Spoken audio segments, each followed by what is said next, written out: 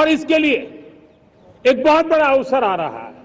मैं मानता हूं संवेदनशीलता की दृष्टि से इससे बड़ा अवसर क्या हो सकता है।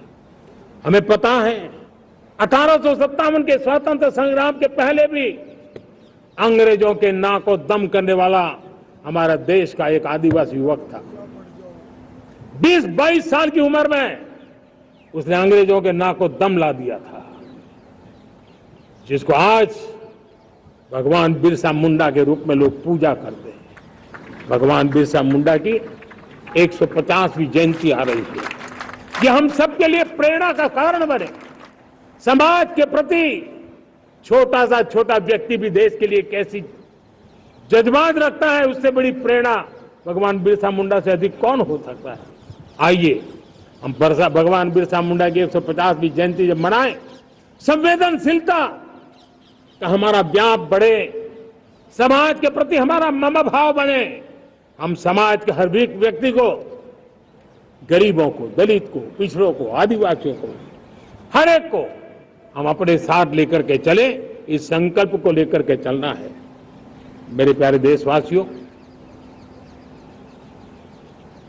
हम संकल्प के साथ तो बढ़ तो रहे हैं, बहुत आगे बढ़ रहे हैं, लेकिन ये भी सच है कि कुछ लोग होते हैं जो प्रगति देख नहीं सकते।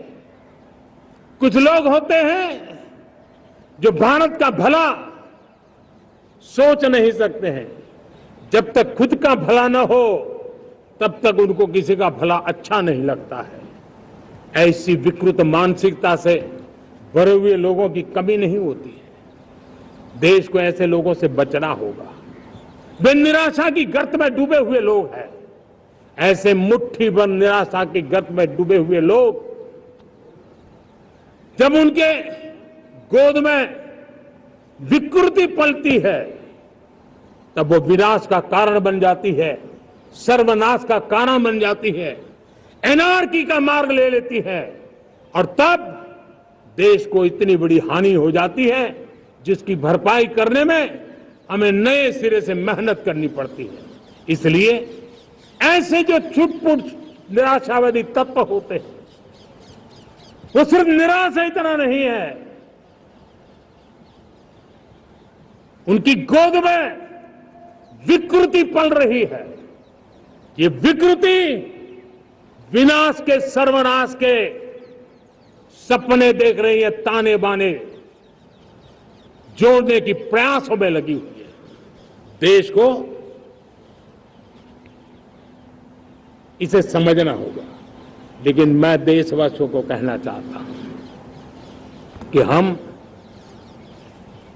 हमारी नेक नीयत से, हमारी ईमानदारी से, राष्ट्र के प्रति हमारे समर्पण से हम सारी परिस्थितियों के बावजूद भी विपरीत मार्ग पर जाने वालों के लिए भी उनके भी दिल जीत करके हम देश को आगे बढ़ने के हमारे संकल्प में कभी भी पीछे नहीं हटेंगे।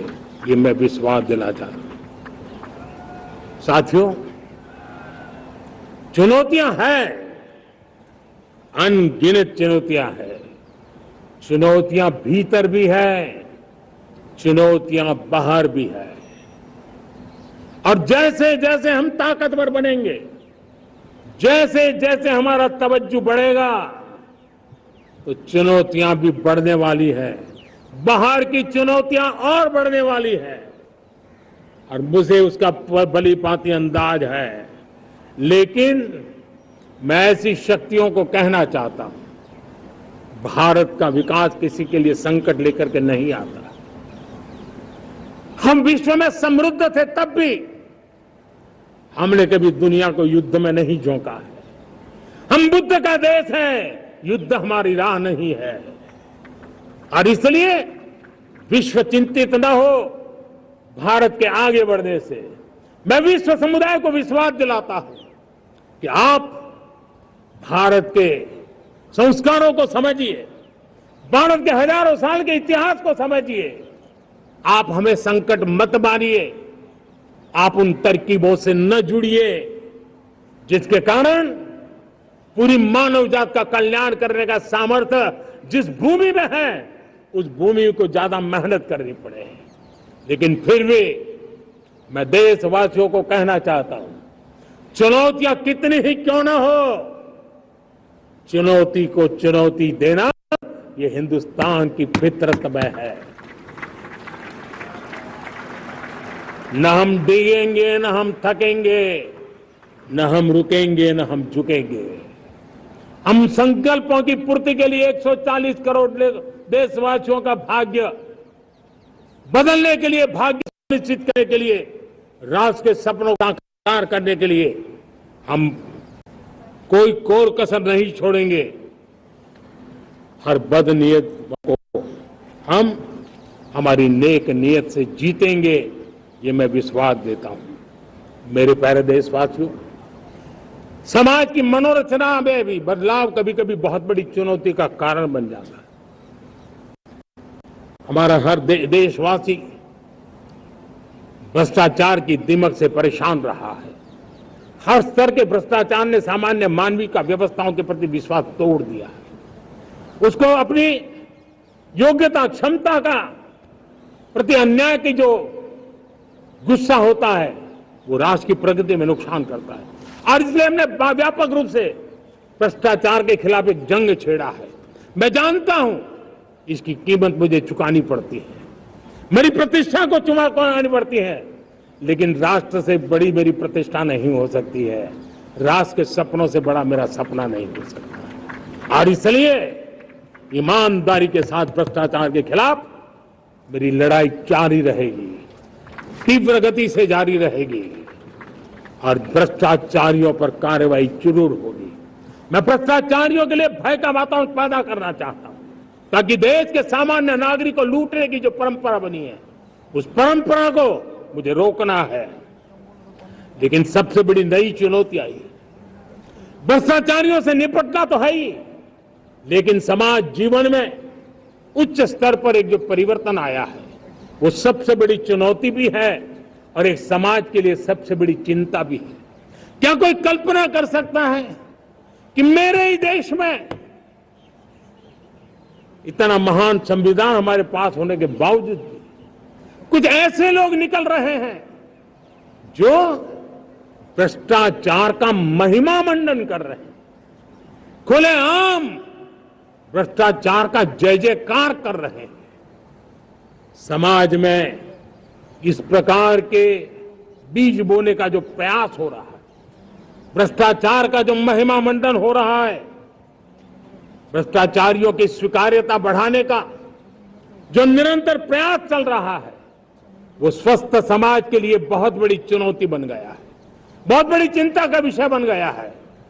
भ्रष्टाचारियों के प्रति समाज में दूरी बनाए रखने से ही किसी भी भ्रष्टाचारी को उस रास्ते पर जाने से डर लगेगा।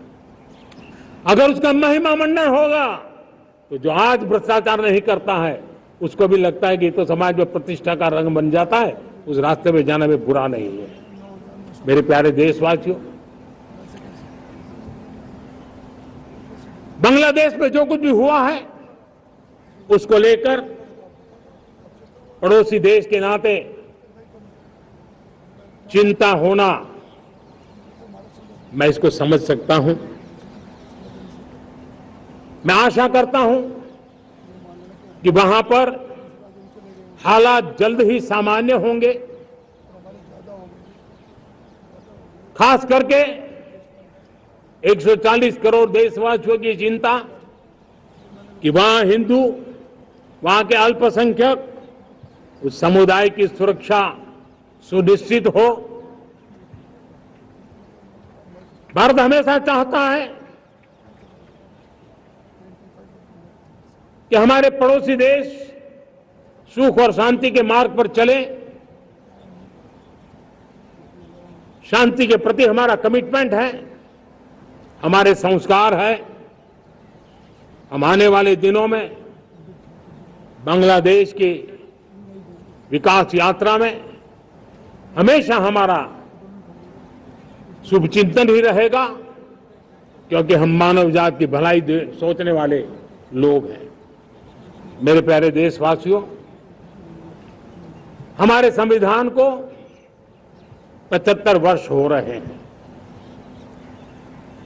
भारत के संविधान के 75 वर्ष की यात्रा देश को एक बनाना, देश को श्रेष्ठ बनाने में बहुत बड़ी भूमिका रही है।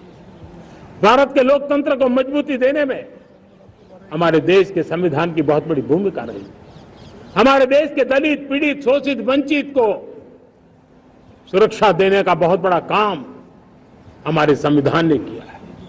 अब जब संविधान के 75 वर्ष हम मनाने जा रहे हैं, तब हम देशवासियों ने संविधान में निर्दिष्ट कर्तव्य के भाव पर बल देना बहुत जरूरी है। और जब मैं कर्तव्य की बात करता हूं, तब मैं सिर्फ नागरिकों पर बोझ बनाना नहीं चाहता। कर्तव्य केंद्र सरकार के भी है, कर्तव्य केंद्र सरकार के हर मुलाजिम के भी है, कर्तव्य राज्य सरकारों के भी है, राज्य सरकार के हर मुलाजिम के हैं, कर्तव्य हर स्थानीय स्वराज संस्था के हैं, चाहे पंचायत हो, नगर पालिका हो, महानगर पालिका हो, तहसील हो, जिला हो, हर किसी के कर्तव्य है। लेकिन साथ साथ 140 करोड़ देशवासियों की कर्तव्य है। अगर हम सब मिल करके अपने कर्तव्यों का निर्वाह करेंगे तो हम अपने आप औरों के अधिकारों की रक्षा करने के लिए निमित्त बनेंगे। और जब कर्तव्य का पालन होता है, तब अधिकारों की रक्षा निहित होती है। उसके लिए कोई अलग से प्रयास करने की जरूरत नहीं पड़ जाती है। मैं चाहता हूं कि हमारे इस भाव को लेकर के हम चलेंगे, हमारा लोकतंत्र भी मजबूत होगा, हमारा सामर्थ्य और बढ़ेगा और हम एक नई शक्ति के साथ आगे बढ़ेंगे।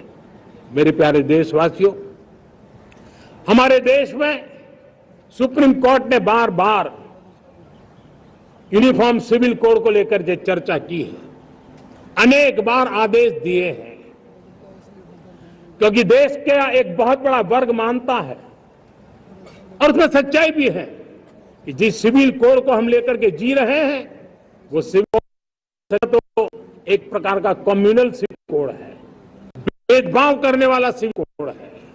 ऐसे सिविल कोड से जब संविधान के 75 वर्ष मना रहे हैं और संविधान की भावना भी जो हमें कहती है करने के लिए, देश की सुप्रीम कोर्ट भी हमें कहती है करने के लिए, और तब जो संविधान निर्माताओं का सपना था, उस सपने को पूरा करना हम सबका दायित्व है। और मैं मानता हूं इस गंभीर विषय पर देश में चर्चा हो, व्यापक चर्चा हो, हर कोई अपने विचारों को लेकर के आए और उन कानूनों को, जो कानून धर्म के आधार पर देश को बांटते, जो ऊंच नीच का कारण बन जाते हैं, ऐसे कानूनों को आधुनिक समाज में कोई स्थान नहीं हो सकता है। और इसलिए मैं तो कहूंगा, अब समय की मांग है कि देश में एक सेकुलर सिविल कोड हो। हमने कम्युनल सिविल कोड में 75 साल बिताए हैं, अब हमें सेक्युलर सिविल कोड की तरफ जाना होगा और तब जाकर के देश में धर्म के आधार पर जो भेदभाव हो रहे हैं, सामान्य नागरिक को जो दूरी महसूस होती है, उससे हमें मुक्ति मिलेगी। मेरे प्यारे देशवासियों, जब मैं देश में एक चिंता हमेशा कहता हूं, परिवारवाद, जातिवाद भारत के लोकतंत्र को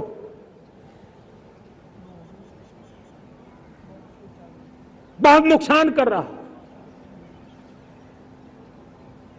देश को, लोक राजनीति को हमें परिवारवाद और जातिवाद से मुक्ति दिलानी होगी।